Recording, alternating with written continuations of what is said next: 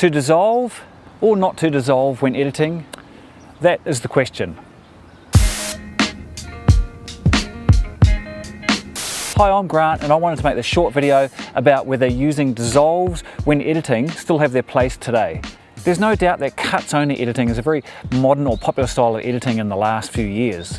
When I first started editing on an Avid non-linear editing system way back when, my boss, when I'd finished my edit, my boss used to make me go back and add a dissolve to every single cut, even if it was only a 6-frame dissolve. However, nowadays the trend is very much for cuts-only style editing, which I guess maybe evokes a more modern or quick-paced style of edit. I had an interesting scenario recently where I shot a real estate video for a client, and I'll show you two different versions of the exact same cut. Both versions are identical in duration and shots, except the first version has a bunch of dissolves in it and the second version is cuts only. So have a look at this.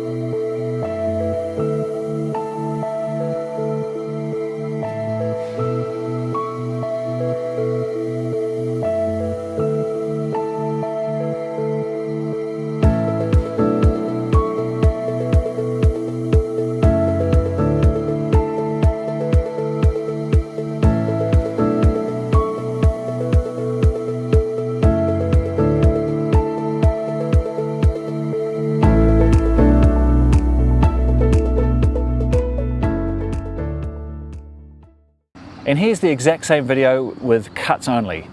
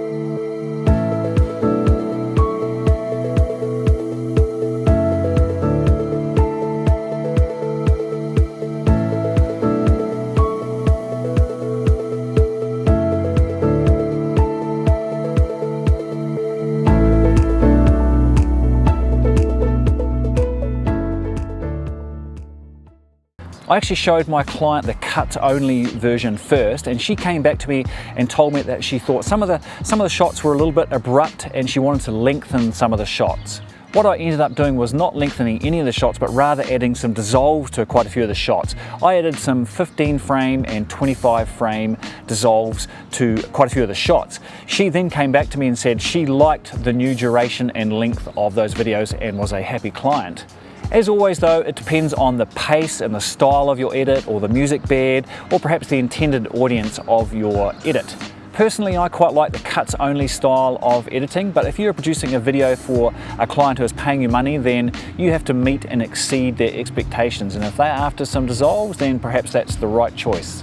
Interestingly, a good editing technique that I use now when editing videos is that I always will edit my videos as cuts only first, and the story or the video should stand on its feet using cuts, and then if I'm going to use dissolves, I'll add dissolves afterwards.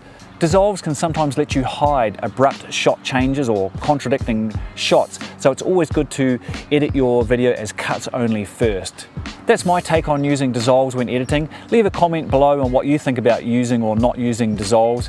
And as always, likes and subscribes, always appreciated. See you in the next video.